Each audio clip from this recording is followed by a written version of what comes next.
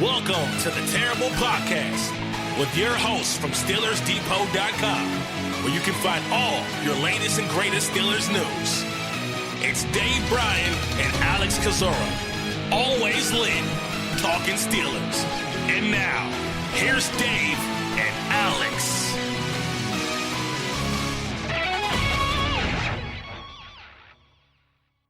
Welcome to Terrible Podcast, Season 9, Episode 109. He's Dave Bryan. I'm Alex Kozora, SteelersDepot.com. And Dave, Day 3 of the NFL Draft is in the book. Steelers sat on all their picks, making 6 of them. We have so much to talk about, but wow, man, what an awesome draft weekend.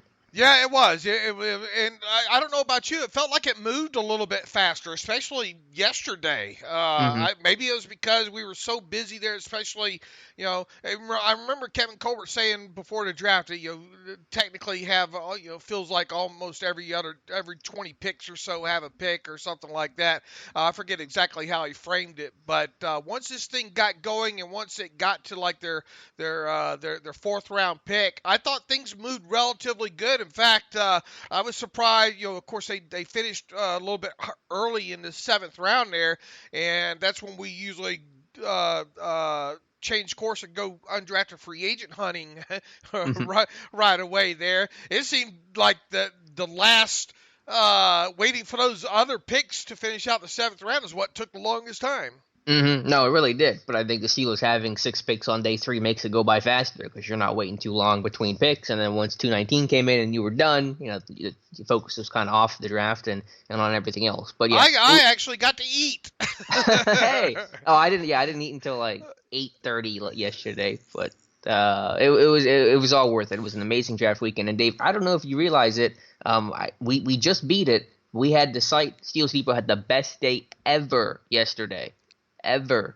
Wow, that's incredible, and appreciate everybody, listeners, and people that go to the site on a regular basis. The server did an amazing job throughout the weekend, and that was one of the things I told Alex I was a little bit worried about because in the past it's succumbed to the pressure before of all the traffic more than once, but it held up great this weekend. And look, having good content, I think, having that kind of traffic shows that we have great content on the site. And that, a big thanks goes to guys like yourself, Alex, and Matthew Marksey, and Joshua Carney, and Daniel Valente, and Tom Mead, and Nick Farbaugh, and who else am I missing there? Matthew Marksey, I think I said him. And, fantastic, and we appreciate everybody who came to the site this weekend.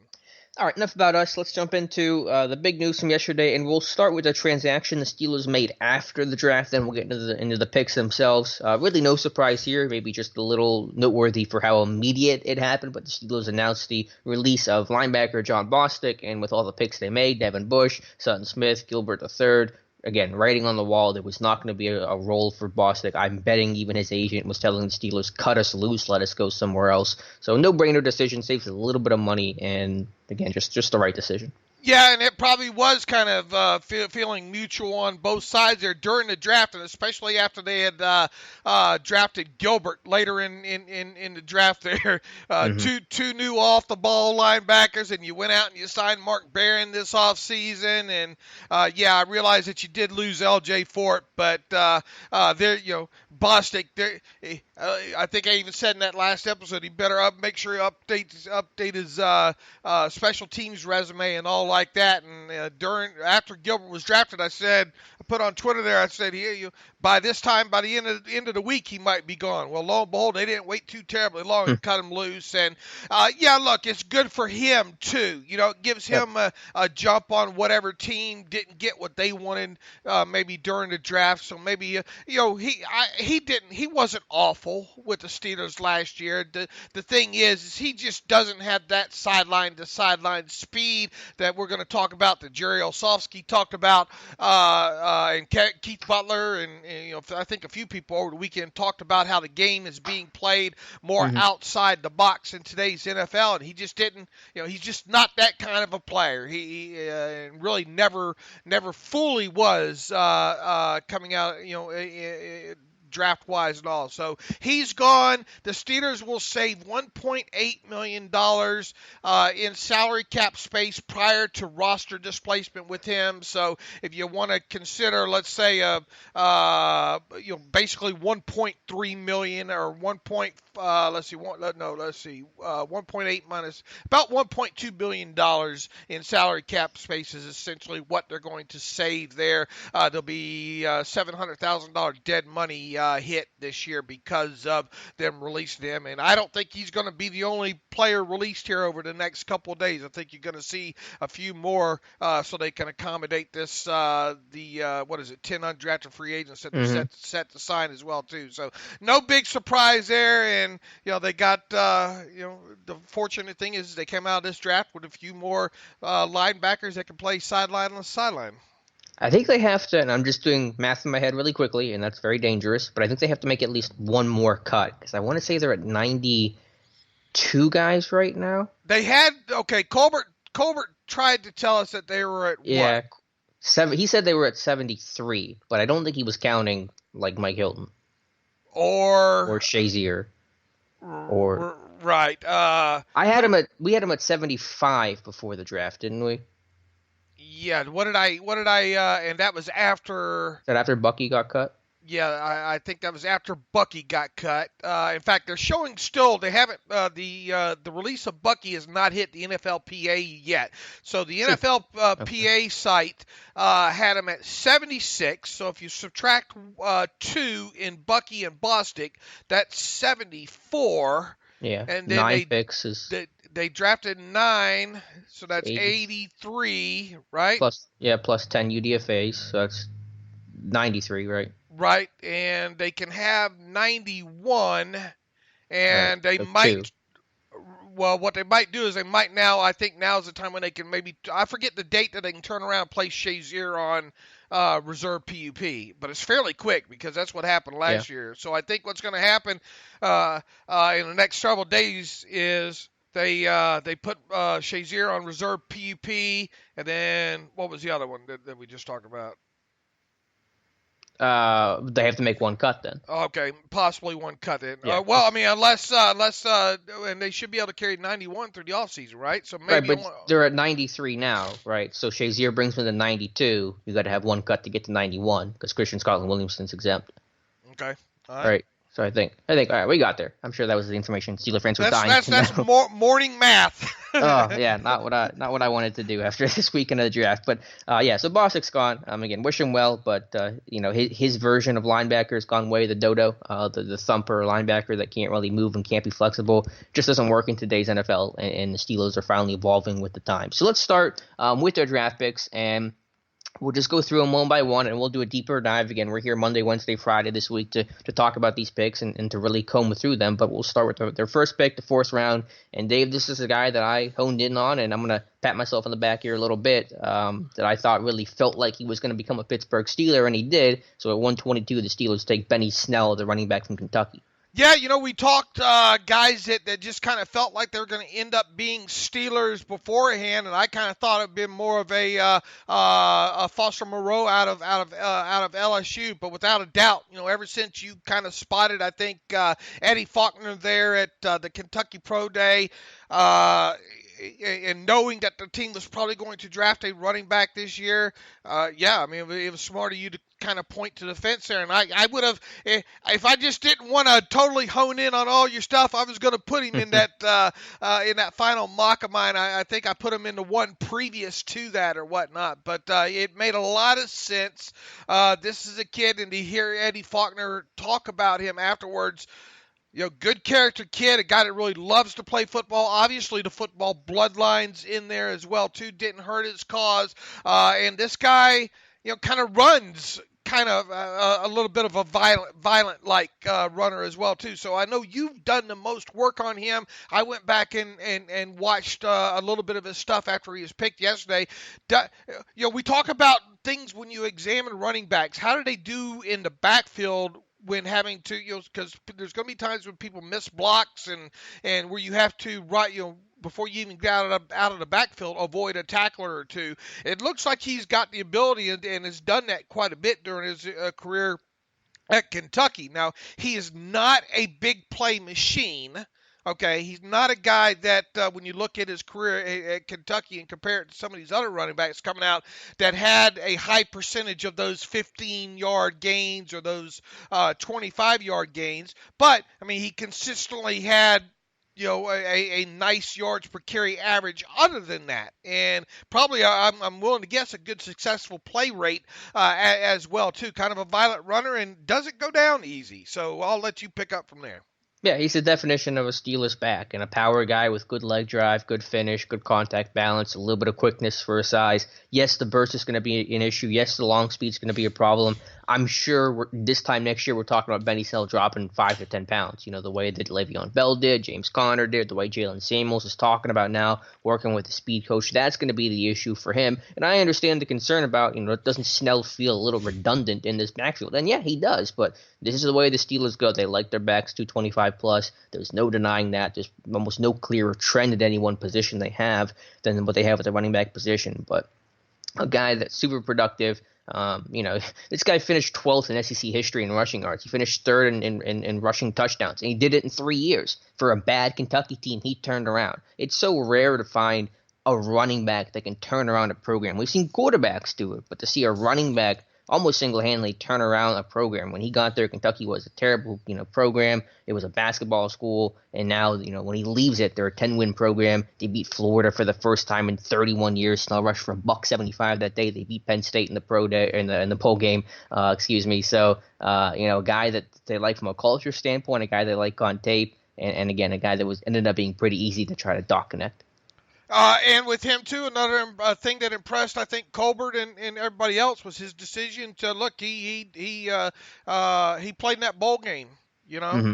And I think, and they said as much. I think Kevin Colbert said as much. Is that impressed him about him, that it meant enough for him to be there with his teammates to go through that and try to get that bowl game and all. So yeah, props to him. Going to be interesting. I would assume that he's got a little bit of special teams background in him, or at least he better have. I'm not sure, because he came in as a starter almost right away and rushed for over 1,000 yards his freshman year. So he might have been, but I'm not sure he did a whole lot, to be honest with you. But you're right, he's going to have to learn a little bit about it. Yeah, because he's going to have to, if he's going to dress at least initially out of the chute. And a lot of people I know are thinking you got two backs of James Conner and Jaylen Samuels, and both seemed to play well last year. Well, James Conner's been dinged up, so Jaylen Samuels, you still I don't think you really fully know yet what his career arc's going to be. Obviously Jaylen Samuels is not going to be an every down, I don't think, in the NFL. I mean, he can handle his load, but who knows? We might see a three-headed monster at some point down the road. And in so many questions, Eddie Faulkner was asked, are you a believer in getting running backs or from having a running back by committee? He says, I'm a believer in getting our best players on the field. Sometimes that requires a guy to take more carries than not, or other times there are guys that with certain skills that fit better to a particular play for a scheme we are trying to run. We'll figure out all those things as we continue to build our team. I'm just a believer of getting the best players on the field. Yeah, again. And look, none of us last year, you and me both, no way, shape, or form would we thought Jaylen Samuels would have had the kind of touches, number of touches that he had. In fact, more than 20 would have been a surprise for touches for Jaylen Samuels at this same time last year. But stuff happens, Mm-hmm. And things seem so. If you get a guy that you think fits what you look for, regardless of what you have at the position, as Kevin Colbert has told us so many times, you better not pass on good players or you'll regret it. So obviously right now one wouldn't expect a lot of contribution out of Benny Snell during his rookie season, but if we said the same thing, probably said the same thing last year about Jaylen Samuels. All it's going to take is one injury. Either James Conner gets hurt and you're going to have a rotation, because as you said, Samuels isn't going to be a 90% of the snap kind of guy, or Samuels gets hurt and Snell becomes the backup who gets some rotational snaps behind James Conner. So either way, Snell's going to play this year. I guess they're not staying healthy all year. That's the way the running backs go. So we'll see him in some capacity. All right, what's the one distinguishing trait that Snell has that stuck out to you? Power and leg drive. And then off the field, just his passion and energy. I think Steeler fans are going to love this dude. He's just an easy dude to root for. He's going to be a fan favorite, a guy that's probably going to sign autographs for 2 hours at St. Vincent. So a guy that the teams are good, the players are going to like, the fans are going to like. But again, just contact and drive and finish is going to be his calling card. Going to look looking like he might get 26. We'll have to see. Le'Veon Snell.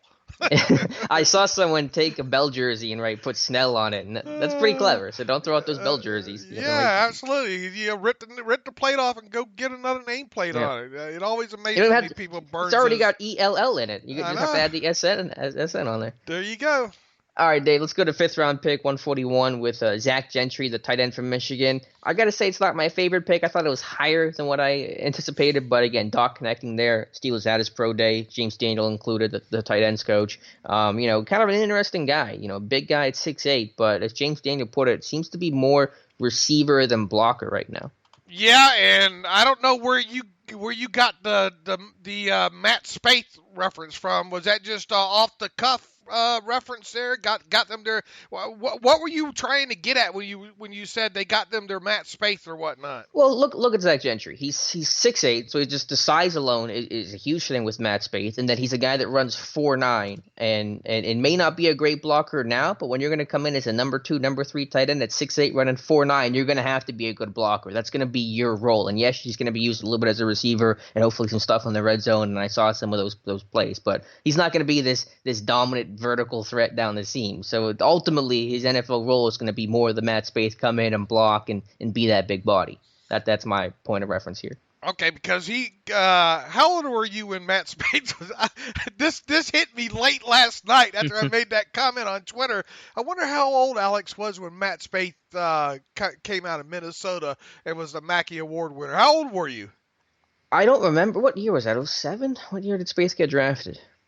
It's been a while. I remember where I was, though, when Matt Spaeth got drafted. It was before I even was a big draft fan. I think I was coming back from a Pirates game, and we're sitting in a car, and they're reading off the list of Steelers draft picks, and they're going, Matt Spaeth, and I'm going, I don't know who that is, but he's a big dude. So 2007. How old were you in 2007? 14?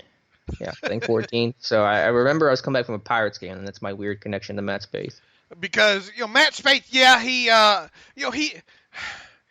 he was such a much better blocker coming out of Minnesota.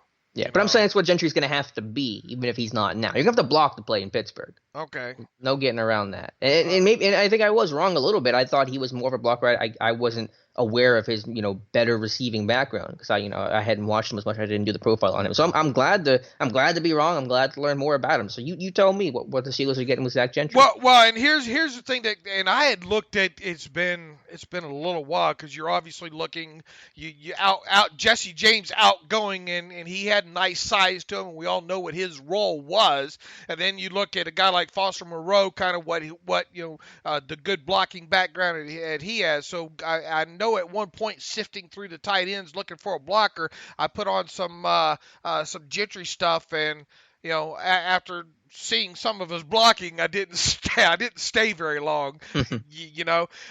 First of all, let's note that pick was going to be Foster Moreau, but he went. How many picks did he go? Like 5 picks ahead. Yeah, like 4 or 5. I was mad. Yeah, to the Raiders. So without a doubt, I feel comfortable in saying had Foster Moreau made it out of the 4th round to the Steelers there at the top of the 5th, that would have been Foster Moreau. But it's not Zach Gentry. Here's the thing then going back through Zach Gentry's cut-ups last night. And obviously I didn't spend hours with him. We got plenty of time to do that going forward here. He kind of bounces off blockers. I'm sure you'll agree with that. Doesn't keep a good base with him when trying to block. So he needs a lot of work in the blocking department. Now this is a quarterback. I think he arrived at Michigan as a quarterback and then slowly has made the transition and now I think got his weight finally to where he thinks that he wants. And I think he even said during the conference call with the Steelers media yesterday that he's interested to know where they want him at from a frame and body standpoint here. But I think he's about there. So now it's all about learning more about blocking and seeing if he can pull it off. at the proper weight, because he's obviously got the height and all to him, and with those tall guys, regardless of position, we talk all the time, they like to pop up a little bit, and if you give somebody too much surface area in that chest, you're in trouble there. So I think he's got more than just James Daniel. I think said he thinks he can become a good blocker. Well, that to me that's a little bit optimistic there. If he can get as good as Jesse was when he left, and Jesse wasn't great, right? But I mean he became more than serviceable as a blocker, right? Yeah, he got better. I thought he was solid last year. Right. I mean he got better. I mean he definitely was a lot better than he was when he came out of Penn State. Oh yeah. So here's the other thing that caught me, and I didn't really notice until going back through last night. Gentry made a lot of catches going vertical, running vertical. Down the seam, down the middle of the field, really, and that's really attractive with him. And I think he's got a little bit of deceptiveness to him in his speed coming off the line, but he's obviously a big target. It looks like he's got a decent catch radius with him, but the one thing that stuck out to me, I think the most when running back through his tape, is almost every game that you come across, he's making some sort of vertical catch while running, going vertical, and ends up in a big, 15 to 20 to whatever, yard gain there. So I think that's an exciting aspect with him.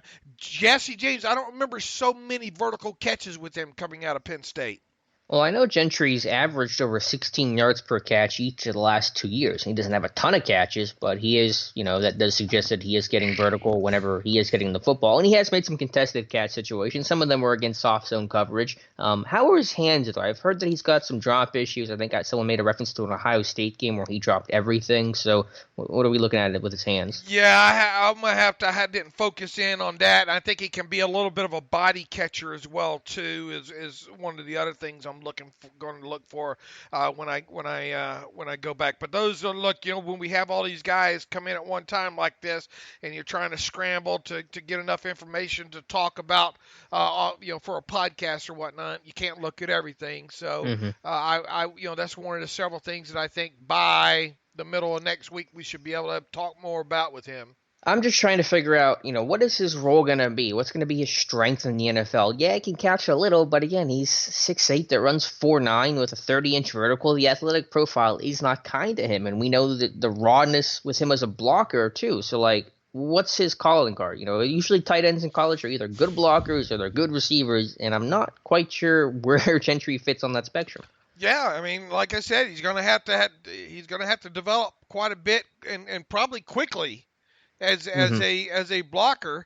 Also, you would expect your number 2 tight end to do some stuff, with special teams, and I don't think he's going to be a guy. He might play him on the wing or something like that on the punt team. But I mean, is he a guy that you really want running down, covering a lot of kickoffs or anything like that? No. I mean, Matt Spaeth was twice the special teams player that Jesse or this kid's probably likely going to become for sure. So yeah, I mean it's kind of could you have got him later? That was my thing. Honestly, I thought Gentry had a shot to not even get drafted. Now, again, maybe I'm wrong about that. I was wrong about Deontay Johnson, where he was going to go. League projections versus our projections, what we say means little. But I felt like, to my opinion, whatever it's worth, I felt 5th round was high. That's just my opinion. Yeah, it didn't. Me too. Yeah, it felt a little bit high there. But I mean, look, it doesn't matter. I mean, heck, I had David Seals as really kind of a 4th round value in my book, and he went undrafted. Emmanuel Hall, geez, that kid went undrafted with that, and isn't he a burner? I mean, a field stretcher. I mean, I know he's kind of a one-trick pony, but some of these guys, fast is not a bad trick to have as a pony. He ran 4.39. He's got medical concerns, though, I heard. And he's got hand issues, and I think he's got some medical stuff. So yeah, the draft. That's the craziness of the NFL draft. But again, I just, for whatever it's worth, I thought it was high, and I don't know what Gentry's role in the NFL is going to wind up being, because it's not going to be a dominant receiver, and right now it's not going to be a dominant blocker. He's going to have to get really good at blocking. That's going to be his calling card. Yeah, I think so. But at least he has on tape of him being able to go vertical and making some catches that way. Mm-hmm. So, But how often is he really making tough catches and beating man coverage? There's a couple I've seen, but sure. a lot of them felt like heck, soft zones. Right, but he didn't have a lot of catches. Period. Well, that's the other thing too. Is that is he going to become this big 35, 40 catch guy in the NFL at his peak? I don't know. I don't think he's got a high ceiling on him. Obviously. Yeah. His ceiling is a Jesse James that just left. Probably. The type of player that Jesse James was when he just left. I think that's Gentry's ceiling, right? I think so. Yeah. But usually with those low ceiling guys, they're supposed to be good blockers, and now that we're hearing he's not, has me a bit worried. Because if you're getting a good blocker, then there's the floor is pretty high if you have a good blocking tight end. You might not have an athletic guy, but a guy that's going to help you in some regard. And with him, maybe it works out, but I could see him just falling out and not contributing at all. We'll see. And when you look at his pass blocking and run blocking grades from PFF, they're a little bit higher than what I would have thought they would have been. So. We'll dig into him a little bit. I saw him bouncing off of a lot of guys. Well, it shows here's a good thing about him with his run block with PFF and their scores. It shows he got better in each of each year. So at least that's encouraging there. He ran, 20-yard shuttle 4.53. Ooh. What else did he add here? 29.5 vert. Yeah, 20. That doesn't add to. Did you do your average heights post this year, or do you do that afterwards? Average height post. You remember your average heights or adjusted height? What do you call that post where you take their vertical and you add it onto their height? What do you call that? That oh yeah. I haven't done that in a while. I guess I should go back to that. I only have a vague memory of it right now. What did you call that? Adjusted height? Yeah, was it adjusted height? I'll have to look at it. I don't remember, but I kept thinking about that a few times especially about Bush. When you add that vertical to that, what is he, 5'11" or whatnot? I mean, it really, it makes his adjusted height, that much better, if you will. Back to Gentry real quick here. 32 receptions last year, on 44 targets, so not a bad catch percentage, but he did have 5 drops last year. If anything, it gives you a big red zone target there. So and that's one thing that Jesse. You say whatever you want about Jesse James, but at least he was a decent. Had some decent red zone production there during his time in Pittsburgh there. But overall, I think initial view on Gentry is just what we just kind of came to the conclusion at. I think his ceiling is what the Jesse James that just left. Mm-hmm. Yeah, I agree. It's a messy projection to try to get there. And one other quick note with him, James Daniels said that they did dine with him at his pro day, so we know that they dined with Devin Bush and Chase Winovich and Zach Gentry, so all the Michigan guys. So it's just good to kind of have those names. We only had Winovich as a pro day dinner before the pre-draft process, so nice to have that kind of knowledge at least going forward. You could very easy, if you get the right undrafted tight end brought in right now, which it doesn't look like they did, but if you did, you could perceivably, or if someone gets cast off from another team, Yeah. A good number 2. I don't think this guy's job is as safe as many will probably think that it might be. It's hard to see him overtaking Grimble even by the start of week 1. I think Grimble's job is safer than maybe what it should be. And look, they cut Bucky, and Bucky Hodges got released. Not that he was a good blocker anyway, but there is room for the team to go out there and get them a number 2 tight end right now if they so desire. If one gets cut and willing to sign for the minimum, there's room for that right now. Let's just put Vance in bubble wrap and unwrap him September. Oh, Lord, you got that right. All right, Dave, let's go to the 3 6th-round picks now. 175, Sutton Smith, outside linebacker from Northern Illinois. And I got to say, of all the picks in the draft, all of them, I think this is the one that surprised me the most just from the aspect of he generally isn't what the team looks for in edge rushers, but certainly they're banking on his heavy amount of production, 29 sacks the last 2 years in the MAC, as being maybe his key to the NFL with, of course, heavy special teams value. Yeah, and I was surprised. Props to the team. They had a profile on him. And maybe and it's probably because we pushed to make sure we got as many Senior Bowl guys done. So props for the guys that having one of those ready. And really all I knew about him was from the write-up that we had on him. Obviously, you hit the tape as quickly as you can. You're right, really doesn't. Look, this guy has got a motor on him. So if you want to talk about guys that have motor and guys that have quickness to him, and he say what you will about him, he not ideal measurables as you said, but he finds a way to get to get the quarterback. Has a nice jump, a burst off the line. I look forward to going back. I don't know how much he can get around the corner. I don't know how much bend he has. But this guy too has, I talk about liking those guys that have a couple of them wires that maybe are not grounded out all the way, probably touching another wire somewhere up there. That's the way this guy's wired, or unwired.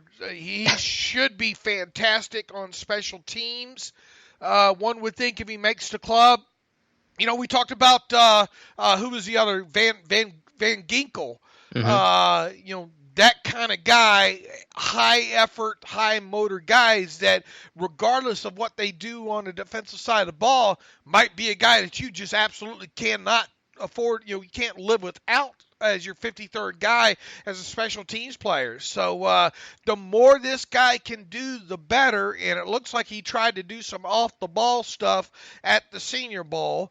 So I'd be interested to go back and see if we can spot him in some of those Senior Bowl practices trying to do that. But make no mistake about it, people are trying to say, well, this is an outside linebacker that's going to get moved to inside. Yeah, they're probably going to give him a little bit of a chance maybe every now and then to play some inside, but that's not – he's an edge. He's going to make this team as a – outside linebacker, and I know a lot of people are going to throw who's the guy, the linebacker just signed with the Eagles from the Steelers. L.J. Fort. L.J. Fort. Try to make those kind of comparisons to him, but I think this guy is going to be more of an edge than anything. I'll be surprised if we see much of any inside, even though they talked a little bit about that. So that's about all I know about him right now, Alex. Maybe you know more, but we were just talking before we got on about how many games there are on YouTube from Northern Illinois. So I might spend most of the second half of today going through all that stuff of his. Catch the Maction, Dave. That's going to be your Sunday. Ooh, Mac Daddy. I think Tomlin just had his TV on every Thursday night on ESPN and watched Ball State and was like, all right, we're just drafting these guys. My work here is done. I think the Fort comparison is actually apt. And I get that. I agree that Smith is going to be – one, he's going to make it not as an outside guy, an inside guy. You're supposed to just agree with me. Don't you know the rules? Your role in this thing. I'm sorry, I'm out of line here. I think he's going to be an outside guy because when Joey Olszewski was asked about can Smith play inside, Jerry O was like, what? No, I think he's an outside guy. He was surprised by that question. But he's not making it as an outside guy. He's not making it as an inside guy. He's making it as a special teamer and put him wherever you want, wherever you want to call him at that point. His value is going to be on the third face of football. But remember, when L.J. Fort first started out in Cleveland, and even when he first came to Pittsburgh, I remember those first couple practices that he had signed midway through camp, I think in 2015. He was an edge guy, and then he ended up kind of playing more inside, and that's where he settled in at. So, And he early in one of those preseason games, too, he came in late. He played outside. Right, against Green Bay or something. I forget. Washington or Green Bay, but... So, and the builds are very similar. Fort coming out 6'4", 228, ran 4.67. Sutton Smith coming out 6'4", 233, ran 4.69. So I get the comparisons, and that's honestly, I think, a relatively good comp, especially when you're talking about just overall profile and special teams ability. Now, for his bend, I got to watch the tape some more, but the three-cone time is encouraging. What was it, 6.75? I mean, it's an excellent time, even for a smaller frame dude. So there's an athletic profile there. As you mentioned, the effort and the motor is going to be really key, and I love pass rushers for special teams. I love guys that know how to disengage and work off blocks when they're running down kicks and punts. You got to stay clean. You got to work fast. You got to find the football. So I think some of those skills are going to translate and really help him out whenever he is, running down kicks and punts. But you worry about the size, because 233 on the edge, if we ever get to him playing defense, which we're not going to do for a while, that's going to be a concern. But for now, special teams all the way. Yeah, a 20-yard shuttle of 4.32 and that 3-cone. I'd like to see if we can find a copy of that. You don't believe it? Huh? You don't believe it? That's fantastic, is what I'm saying. Okay. I mean, and you look at him and you look at him physically and you say, no way that can be. But I guess at 233, a little bit lighter there.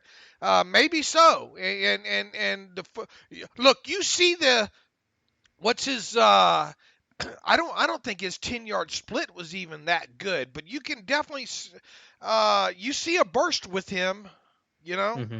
Now obviously long speed, not going to be that guy, but it's not like you're going to ask him to run 40 yards down the field either with him. Now here's I'll give people a little bit of extra here with him. He had a nice stop percentage evidently at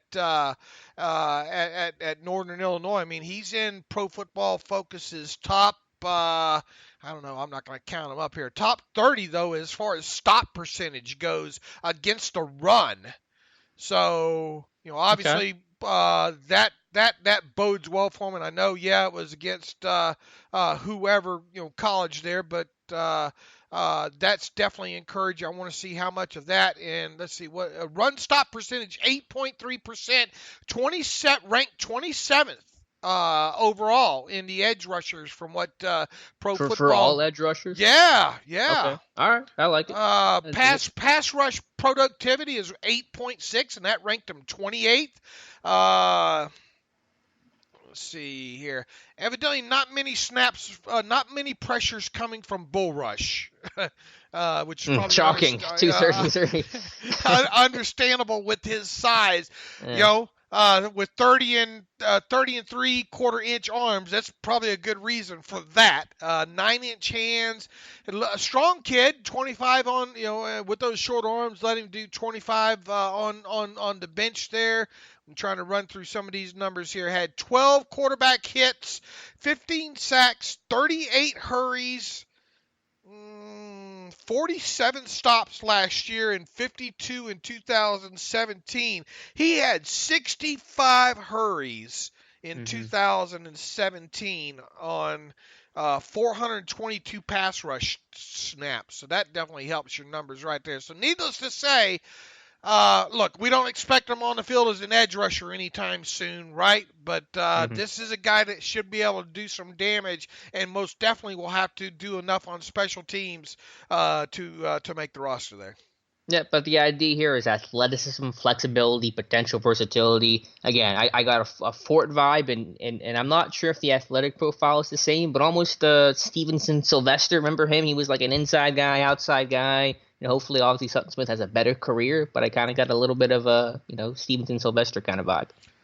This is a guy that's going to have to make himself uncuttable. Yep. All the way around. So and there's competition. Chick's going to make it. A Denier, has promise. They could only keep 4 outside linebackers, so Smith's going to have to really work hard. Nothing guaranteed.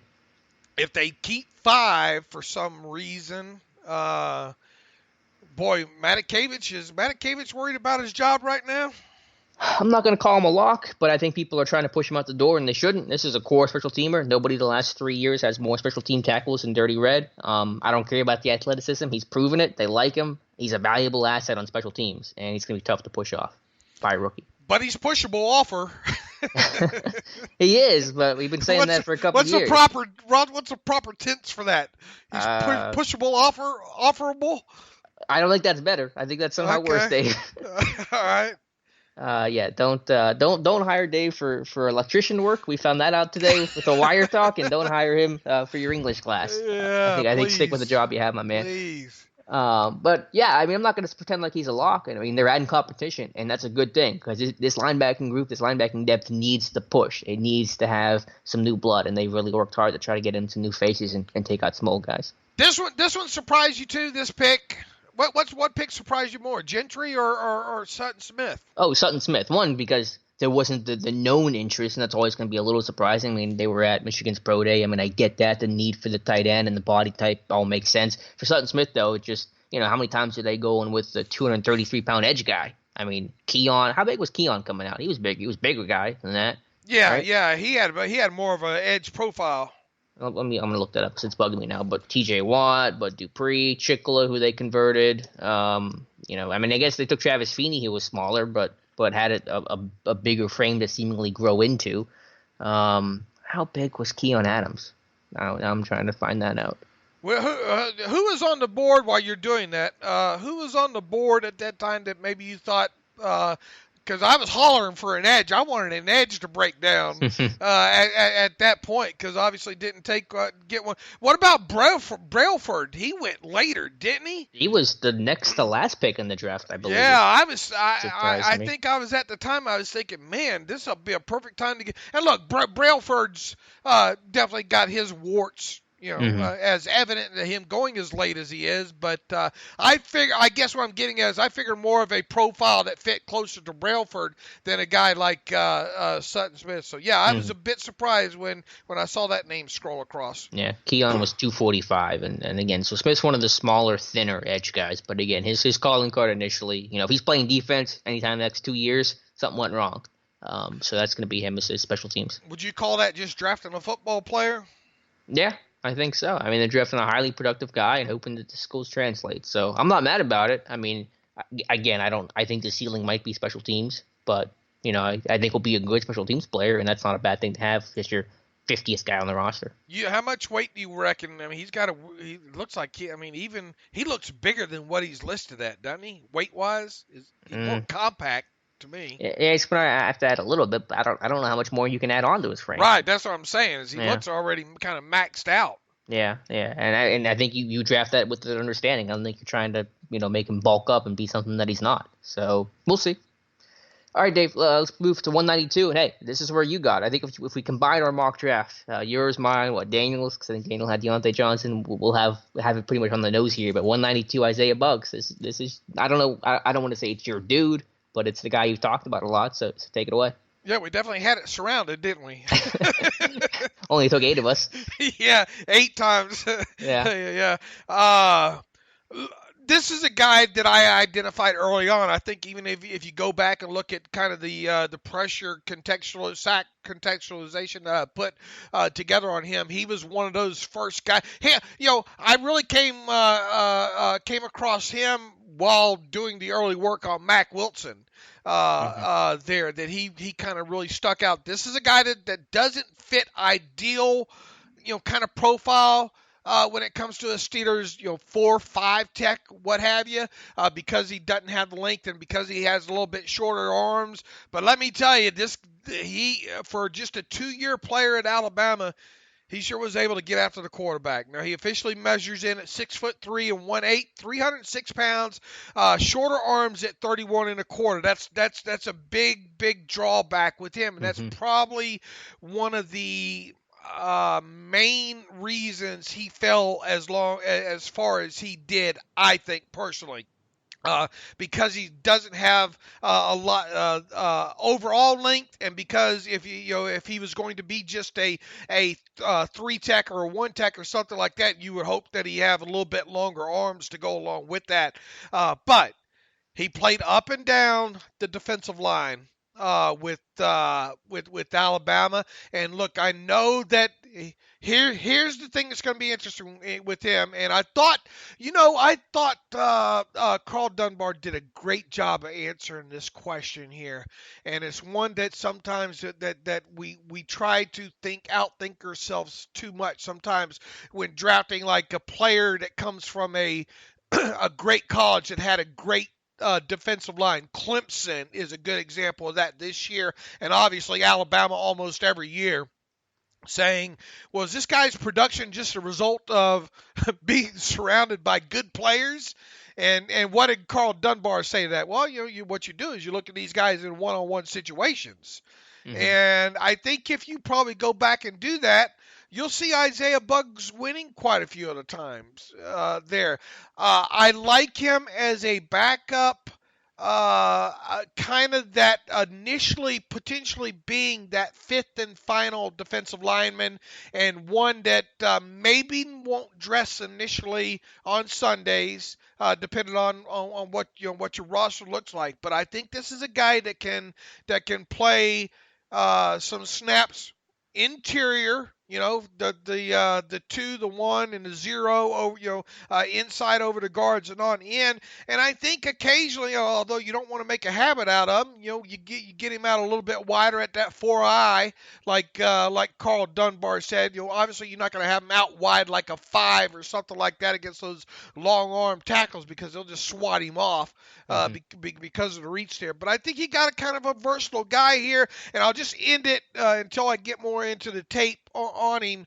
I like his prospects of making the 53 better than Joshua Frazier's last year's at the same time. I think Buggs gives you a little bit more. Obviously played a lot more, I think, at Alabama than Frazier did, and obviously a lot more productive there. So definitely not a starter or anything like that, but I think this is a guy that for the next maybe couple of years can give you a little bit of a backup there, mostly interior.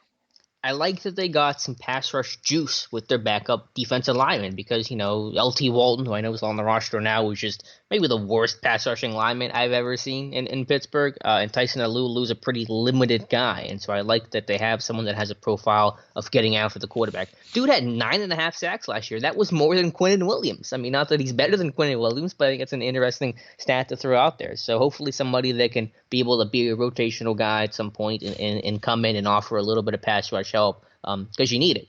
You want to always have good pass rushers on the field, and that's going to make you feel comfortable taking off Hayward and Tuitt and managing their snaps, knowing that you can still have guys that can obviously play the run well and play technique and play discipline, but guys that can get after the quarterback as well. So I talked to one SEC buddy of mine yesterday, and he said that it's a lot better pick than Josh Frazier. And that's clear to see. You're getting some upside here. Just working on consistency is going to be the key for Isaiah Buggs. The inside pass rush skills are there. The upside is there. It's about being a consistent player is going to be the key for him. He's going to have some sort of quickness to him too, because the arm length is going to limit him. Yeah, and that's why I'm worried about playing outside. Dunbar talked about 4-eye, playing him perimeter against tackles is going to be tough. I think, he's an interior guy, he's a 1-tech guy, he's a 3-tech guy, but that's okay, because when you're playing sub 70% of the time like Pittsburgh is, most of the time Hayward Tuitt are lining up as the 1 or the 3. So that's the matchup to have. But like you said, if he gets on tackles, I think he's going to get swallowed up. That lack of length is going to hurt him a lot. You're going to have to do something creative with him. Now, this is a guy that doesn't twist too terribly bad. You'll see, I think, some of his sacks come with him off of some games and all like that. Obviously, he's not shot out of a cannon when he does it, but he does have experience doing it, and that Alabama scheme can be a little bit complicated at times. So, coming out of a program where he should have a little bit of an X's and O's understanding there. But yeah, you're right. I mean, you want to keep him primarily from the guards in. Lining up there, but I think he can occasionally give you, some pass rush snaps, especially if you get creative in a situation there, kicking him a little bit further out into like the 4-eye. Yeah, and this guy was a fairly high recruit too, coming out of JUCO. He was a 4-star recruit, and there's all backgrounds in this draft class, but the Steelers drafted a couple of high pedigree guys coming out of high school. Justin Lane was a 4-star guy. Isaiah Buggs, 4-star guy, and we'll get to Derwin Gray later, who was a big recruit too. So you have some pedigree there. You have the familiarity with Carl Dunbar, obviously, and that's going to help. I mean, to some degree, it's certainly not going to hurt. But I like the pick, and I sure as heck like it better than Josh Frazier last year. He's a pretty much average defensive lineman all the way around as far as production and things that you're grading and all like that. Well, 9.5 sacks is solid. Well, that's what I say. rotational Until guy. you get to sack Okay. conversion rate. Sorry. In fact, if you look at the Pro Football Focus kind of diagrams that they're using this year, it's kind of confusing. I think they're trying to go after that spider web kind of looking thing there. But he's pretty much average in his grades all the way around the circle here, except when you get the sack conversion rate, and that's where it really goes to the plus. I mean, extreme plus, because, like you said, he had, you get that many sacks from a defensive lineman, that's way above average. And I'm not going to pretend like they all came just because Quinnen Williams was quadruple teamed. I think that's kind of low-hanging fruit to say the Bugs was only successful. Go look at him. I got him up on tape. Go for people listening. Go look. Have it linked. I think in the selection post as well too. The video that I put together. I think of as pressures and sacks. Now, obviously, 12s. What do you have him down for sacks for? Because Pro Football Focus has him down for 12 last year. 12, I think. Sports Reference at 9.5. 12 sacks. Well, even better. They obviously grade a little bit different at Pro Football. I think Focus. they don't give half sacks. I want to say they give full sacks for any sack that they do give. Then that's probably the difference right there. Which I disagree with wholeheartedly, by the way. Right. Anyway, I forget. Maybe not. I don't remember. But anyway, 9.5, 12 sacks. Regardless, that's a good number, and you want to see that juice coming off the bench. So better than LT Walton, right? I know that again. Better pass rusher than LT Walton. The thing that we need to do now, moving forward with him, is go back and find as many one-on-one situations with him against better competition, against potential NFL competition, and see how he did there. And the good news, there should be plenty of all 22 for us to check out. They got every Alabama. They got every Alabama game up there. Yeah, which is no such luck for Northern Illinois, but we have the TV tape for that. All right, Dave, let's finish up with the final 6th-round pick here. Again, not a big surprise. Brought in for a pre-draft visit, Ulysees Gilbert III. That'll be a fun name to say. The Akron inside linebacker. I profiled this guy. I like this dude. Again, you're getting a primarily special teams dude, but a guy that showed his ability to cover, run, hit, play special teams, productive, checking all those boxes. Yeah, you've done the most work on him this time, so why don't you be the one to talk the most about him here? Yeah, I'll pull up his bio that I wrote about. It's just awesome to have profiles on almost all these guys except for Derwin Gray. Isn't it nice to at least know who the kids are? Yeah. Right. Know kind of what you're getting beforehand. You guys did a fantastic job really ahead of this draft.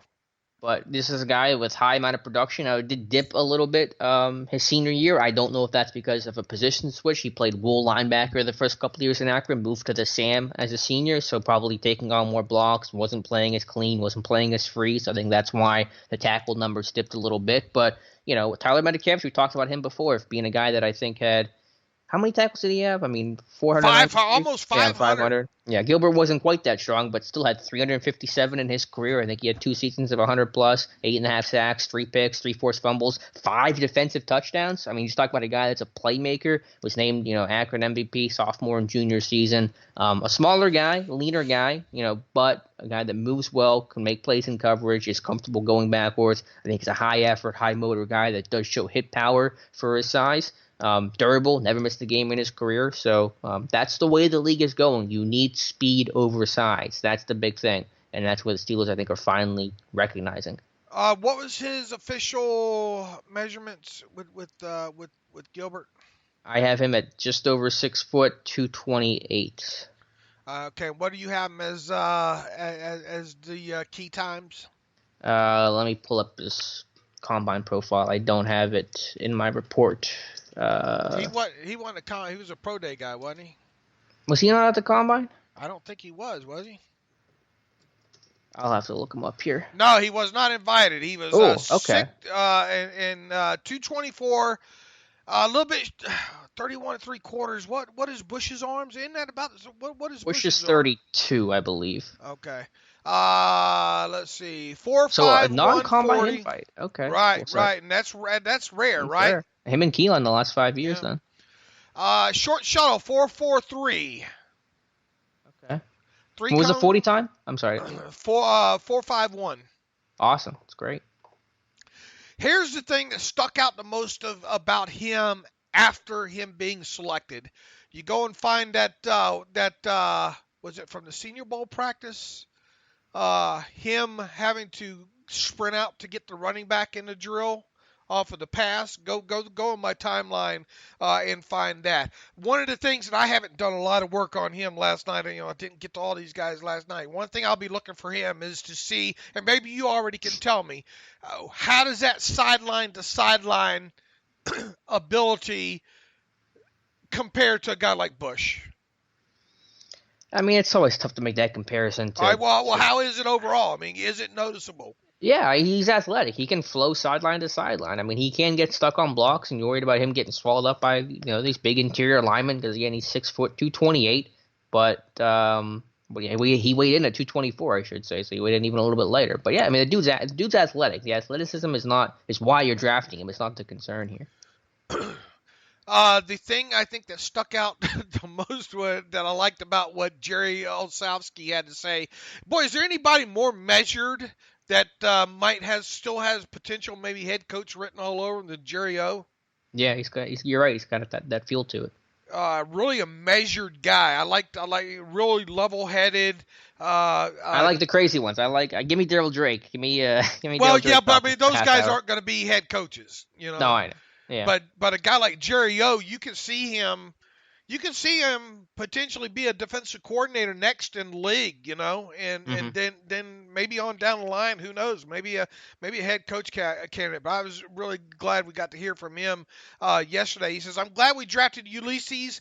We had him up for a visit. We saw a lot of good things on film, and he runs well, plays out of the box, which is where today's game is going. He was just really a genuine kid when he came up here. He likes to play the game. He likes to run around and hit people, and I'm extremely pleased to have him." And then he goes on to ask special team. He was asked about special teams. He says, "In today's game, a lot of inside linebackers have to be special teamers. That's their first job. All the rookies, that's their real job when they get here. They're going to make the team on special teams. The fact that he can play inside the box or out of the box on defense is something we also like. Like I said, that's where the game is going there. So, and it sounds like to hear Jerry O talk, he has a little bit of some coverage skills with him as well too. So this could be a fun kid to watch develop here. Obviously, he's going to have to make this team. When you got Devin Bush and Mark Barron and Vince Williams, this guy that's going to have to definitely pop as far as the special teamers go. But assuming he's able to do it, and there's no reason to think that he can't. This is a guy that initially here got a long way to go, but I like his chances of making the 53. Yeah, I do too. I think he's going to be a high effort, high energy guy. What did you say his arm length was? 31 something? Hold on here. 31 and 3/4? 31 and 3/4. I know. I was wondering why I had measurables for him exact when he wasn't at the combine. He was at the Shrine game, and I know we're really getting into some semantics here, but he was 32 and an eighth at the Shrine game with his arm length, and that's an official thing. So he might be a little bit longer than what I see him listed on another site. All right, well, this was his pro day measurement, so you probably have people measuring. Who knows? That's why you have combine, because you have one set for a large selection going through the process and hopefully measuring by the same group of guys, right? So yeah, there might be a little bit of question still. I mean, if there's that much, what'd you say at the Shrine game? It was 32 what? 32 and an eighth. That's pro day. I'm seeing 31 and 3/4. Boy, if his arms are that long, that bodes well for him. For a 6-foot frame. I know we're getting into the weeds here. I mean, ultimately, it's not going to matter too much. But a good athlete, yeah. 39.5-inch vertical, 10.6 in the broad. Dude can move. There's no question about that. Yeah, and I think one of the things that Jerry Olsavsky said about Devin Bush that I kind of get the feel about this kid, at least initially, is he not only does he run, have a nice burst and run at the football, he runs through the play as well too. And if there is one thing that you can say about Devin Bush too is he's building up speed. It's like he's getting faster at the end of the play. All the way through, and I kind of get the feel. Like I said, go throw on the this was a Senior Bowl kid, no? Or no, Shrine Game. This was Shrine Game Yep. kid. The practice, the drill, it should be easy to scroll through my timeline there to see the drill with him having to cover the running back out in the flat from the Shrine week there. I think that's a good instance where you can kind of see that burst right there. And obviously we'll try to get through a little bit more accurate tape and talk a little bit more deeper on him as the week goes. For the final pick in the draft, 219, the one guy that I don't think really anybody on the site knew too much about, but I watched him pretty intensely last night. I have a profile and report up on him for this morning, is Derwin Gray, the tackle from Maryland, a man who I'm sure I will call Derwin James many, many times, unfortunately. I think Matthew already did, didn't no, he? I did. I did, and then did? Matthew did, he said. So I'm contagious over here. So I'm going to apologize in advance for whenever I sure screw up his name, because that's been in my head about 20 times. But tackle from Maryland, and a big dude at 6'4.5". I think he was listed 320 at his pro day. He's listed 330. He looks a little bit more like the latter of that. I know that they're going to start him at tackle, and I know that Tomlin and Colbert kind of made the reference and the implication that he's probably going to kick inside eventually to guard. I think he can stay tackle, though, Dave. I think almost in some ways tackle might be the better spot than him than trying to move him to guard. Yeah, I'm going to differ with you here, buddy. Right. From what at least what I've seen. With I don't him. get my paycheck this week, right? No. I disagree. All right. You can, Making sure. yeah, you can have your food rations, but, and your gas money. Not that you need much of that. Just in the footwork alone, man. Trying to do some of those things out on the edge there. I don't see the athletic profile enough in there with him, or the footwork to stay at left tackle. That's just my initial feel. Now Maryland did a lot of different things right with their tackles. Talk a little bit about that.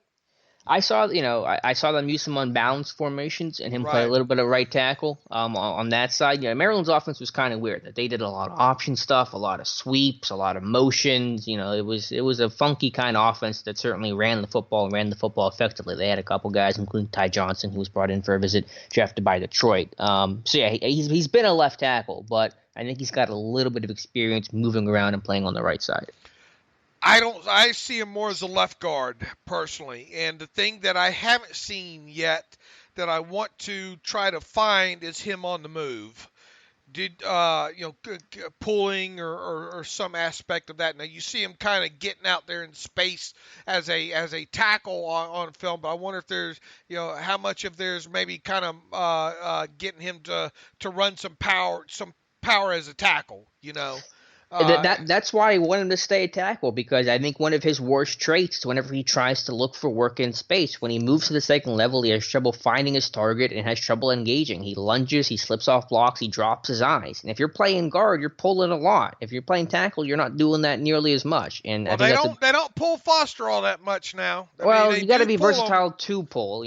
That's Ramon also doesn't have cat-like reflexes out to the bubble. He finds his target, man, and he puts him on his butt, and that's where Gray struggles. And I think that, Gray isn't the most athletic guy, but like Foster, he's such a big dude, he's just difficult to get around. So even if guys get a small look and an initial step, Gray's 330-pound frame, and he looks every bit of it, makes him a tough guy to try to actually maneuver around. And so I think in some ways, I want him at tackle, because I think you put him at guard, he's going to have struggle on pulls. He's going to struggle, not even just on pulls, but just working to the second level. Who's working on the second level on combo blocks more? Probably the guard more than the tackle. So, that those are going to be areas that Gray's going to struggle at. I actually see a good bit of Foster in Derwin Gray. And I know that Foster ended up kicking inside, but he played tackle early in his career. Obviously played tackle at Tennessee. And I think Gray, at least for now, I want to see what he can do with tackle.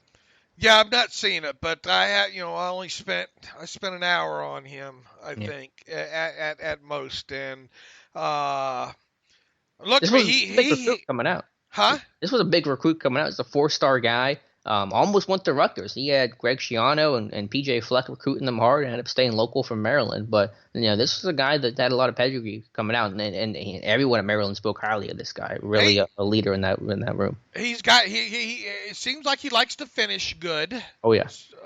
There's a pancake or two up there that you find on him. I'm just not seeing it as the left tackle. capable. Right tackle? I mean, I don't think it matters that much anymore. Yeah, I don't think it matters anymore in the NFL there. But I mean, he started 25 games I think at left tackle, played in 37 at Maryland there. I expect Tomlin to keep to his word and give Gray a shot at maybe starting off at tackle, but I think several reports are out there that prior to the process that teams asked Gray how he would feel about kicking inside. Mm-hmm. So that's really what I expect to happen. But listen, if they're going to play Zach Banner at tackle, they can play this guy at tackle. We're talk about athleticism. Okay, I mean, I'm not saying it's impossible, but I mean, look, he's not It's going to take a lot for him to make the roster this year, regardless of what position that he plays. Mm-hmm. More than likely, this is a guy that you throw on the practice squad and try to, maybe he can be more position versatile. Look, I mean, Hubbard, Hubbard was a guy that how many of us thought maybe he was going to eventually become what he became? Not many, not initially, but he kept hanging around. Right, and I mean, look, to get him as late as you did here, and to have to be able to play around with him as either a tackle or a guard. We knew that they were probably going to get him an offensive lineman at some point. I don't see how. I just don't see it at tackle with him. Well, even if he does stay tackle, I know he played a little bit on the right side, but he hadn't played extensively, and he's still going to have to at least play both tackle spots. And for an athletic guy that's probably not really comfortable, at least pass setting at right tackle, that could be an issue when you have a guy with average athleticism. So, he's going to have to show that versatility. You can't be a one-spot guy in Pittsburgh as a backup and make this team. Yeah, this is a guy that's probably going to be on the practice squad. Yeah, I like the pick, though, and we'll see what Sean Surratt can do with him. Yeah, I thought they'd take a lineman, in the 7th round. Alex Bars was there, though, and I was like, I don't like being that guy that says, they should have taken this guy because it's such kind of a dumb game to play. But I saw Alex Bars there. He signed with Chicago. Would look good in a Steelers uniform. Yeah. I mean, it's unfortunate that injury made him drop, I think. I mean, you talk about a good player in Bars that probably, had he stayed healthy, would have went a lot earlier. Any, we'll go more into this later on in the week here. We got three shows coming up, but any just overall thoughts on the draft? Just, less than a minute evaluation of this draft class. Oh wow! We can save it too if you want to. On the Steelers draft class. I mean, look. I mean, people say, "What do you grade? What do you grade this and what do you grade that?" I graded an incomplete right now because there's so much more I want to learn about. My overall thoughts was I was wanting a little bit better blocking tight end than what it seems like they got. I got a lot to learn about even the second round pick. I know a lot about Lane. I mean, the second round pick, I got a lot to learn about Johnson still. The edge, I thought they'd get a more prototypical kind of edge than what they did. I like the Ulysees Gilbert pick. Mm-hmm. Because look, you can never have too much like Jerry O said, players that can play outside the box and have that kind of speed and like to run and hit and all like that. Buggs, I'm fine with Buggs. I think Buggs has a potential to be. Look, I don't think he's going to be a starter, but I think he could be a guy that gives you 10 to 12 snaps a game. And give you a little bit, maybe more than what you had from Daniel McCullers. So I think that's a little bit of an upgrade there. And then obviously, look, I mean, the guy you take late there is probably going to be a practice squad kind of guy and all. So, I mean, I'm not running laps around the house. Mm-hmm. Yeah, I think it's a good class. I mean, I've seen some people give it the A+, and I wouldn't go that far. But there's picks that I certainly like. Again, starting with Devin Bush, I mean, to go him is awesome. I love the aggressiveness to fill that need. Again, I like some of the day 3 picks. I like Gilbert. I like Buggs. I'm with you. I like what I see from Gray. Maybe some potential there. Deontay Johnson, I've certainly warmed up to. Benny Snell, I like. Probably the two that I'm not super crazy about is Zach Gentry. Might be my least favorite of all these. And then Justin Lane, just the reservations I have. I don't hate Justin Lane. I think the value is strong. Hopefully he gets to kind of sit and develop for a year. We'll see. But, I think Gentry's the one pick that I go, I don't know about that one. All right, obviously we expect their top 4 picks to make the 53-man roster. Devin Bush, Deontay Johnson, Justin Lane, and Benny Snell, we would think. Of the remaining Gentry, Sutton Smith, Buggs, Ulysees Gilbert, and Derwin Gray, how many make the and this is of course way out, so much stuff can happen. Nobody hold us to us, but it's always kind of fun to kind of project there. How many of those 5 players make the 53, and who are they? I'll say Gray doesn't make it. That's the easy one there. I'll say one of the linebackers doesn't, just because it's hard to see them all making it. I don't know which one it'd be, Sutton Smith or Gilbert, but I think maybe one of them doesn't end up making it. Maybe it was practice squad. Yeah, I think. Buggs makes it. Yeah, I think Buggs does. It wouldn't take much to go out and maybe if someone gets cut, right? Like a tight end. Yeah. And all like that. But I like Buggs' chances to make it. I think Zach's vulnerable, right? Yeah, what if they trade for a tight end? There's always that one camp trade that they make for the last 3-4 years, and I could see them sitting there, midway through August saying our tight end group behind Vance isn't strong enough right now, and we're going to make a trade, and that's going to push Grimble to the number 3 spot and kick Gentry off the roster. Yeah, I'm going to just go out on a limb and say Sutton, Buggs, and Gilbert. Those are the 3 that make it. I'm going to go out on a limb and say Gentry might have to go to the practice squad. Ooh. Him and Derwin Gray.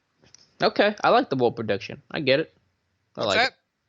It's a bold prediction, but I like it. I totally see that with Gentry. So is your least favorite pick Gentry? That's what it sounds like too. That's mine. It's just and I don't know enough about. I got to learn more about Sutton Smith. Just initially Gray. though. Just initially. Yeah. I would probably say Gentry. Yeah. Okay. All right. Just because I was maybe I just was so locked in on Moreau, what he could provide you, wanted more of a blocker there, I guess. Yeah, me too. Funny, the media kept trying to say that the media don't even have any idea who he is. All they knew is he Heath Miller? Is he Matt Spade? Is he Jesse James? I found that kind of comical. Yeah, James Daniel wasn't having any of it. It was like the shortest press conference ever. Well, they both played quarterback. That's the only comparison they're going to be there. Yeah, for sure. Undrafted class. Yep, that's where I was going to go. 10 undrafted names coming in. 2 of them are pre-draft visitors. Draven Askew Henry, a local kid, safety from West Virginia, and Garrett Brumfield, the guard from LSU, were 2 of them. Brought in a punter, brought in a kicker.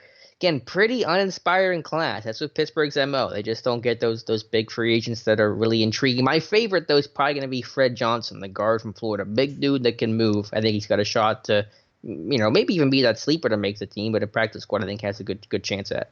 And I'm trying to look what we did with there's a tracker right there. The Brumfield, you knew the Brumfield was coming. Yeah, you had a good idea on that. This is a guy that he's definitely going to be a guard here. And it'd be interesting to see. He's got some decent snaps at LSU.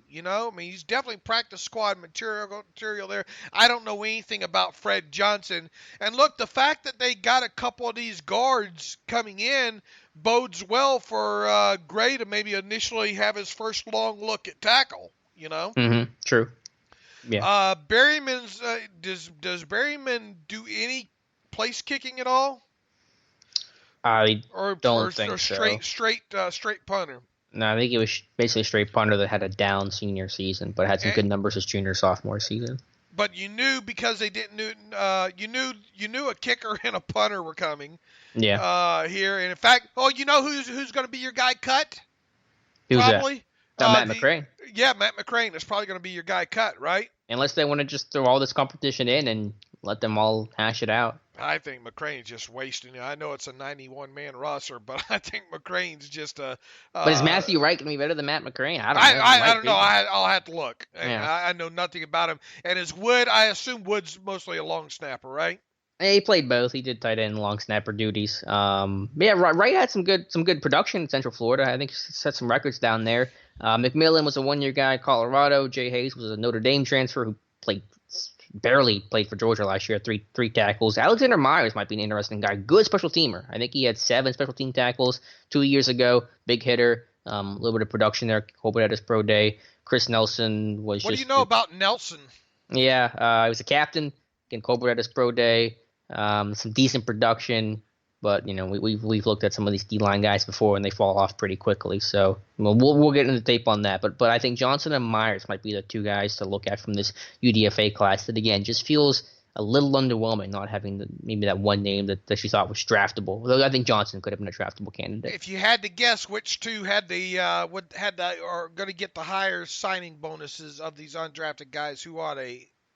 I'd say Fred Johnson, and I have no idea who the other guy would be. Maybe McMillan. Askew Henry, maybe?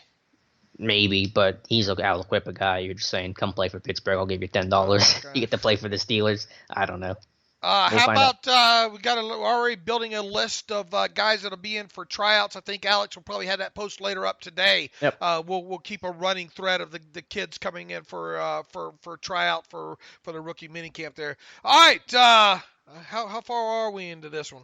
A little over an hour, which is what we do around here. That's what we do. We run long. Okay, anything else to add? I mean, we'll obviously talk more about these guys more in depth the more we learn about them here. And no, we're not going to give you any hot takes of this is an A++ or this is a D or Colbert sucks or Colbert's a god or anything like that. We're gonna try to learn as much of these guys as we can and then kind of move on from there. Yeah, for tomorrow, we'll talk about what Tom and Colbert said in their wrap-up presser. We'll talk about Marcus Allen. Maybe this is one of the big winners of the draft. We'll talk about his role in the Steelers sub-package going forward. But, yeah, we can save all that for the rest of the week. And, yeah, we're going to learn about these guys. We're going to tell you everything you need to know about them. And rookie minicamp, 2 weeks away? And we're getting back to football. Yeah, is it not this week? Is it next weekend or the week after is rookie minicamp? I thought it was 2 weeks from now, but I'll have to look. I don't quite remember. All right. Great job as always, Alex. I enjoyed it, and I look forward now to diving deeper into these new Steelers. In the meantime, you can follow me on Twitter at Steelers Depot. You can follow Alex on Twitter at Alex_Kozora. We follow the show at Terrible Podcast. Email the show theterriblepodcast@gmail.com. Do you like what we did during the pre-draft process here? Want to donate to the cause? Go to SteelersDepot.com. Hit the donate button, upper right navigational bar. And if you want an ad-free version of the site, we have that for you too. For $25 for 1 full calendar year, you can get SteelersDepot.com without any ads. And a lot of people are starting to take advantage of that right now. So in the meantime, Alex will be back at you again on Monday, Wednesday, and Friday. This week we'll have shows, and then we'll dip back down into the 2 shows a week schedule there for a little while. So as always, thanks for listening to the Terrible Podcast with Dave and Alex.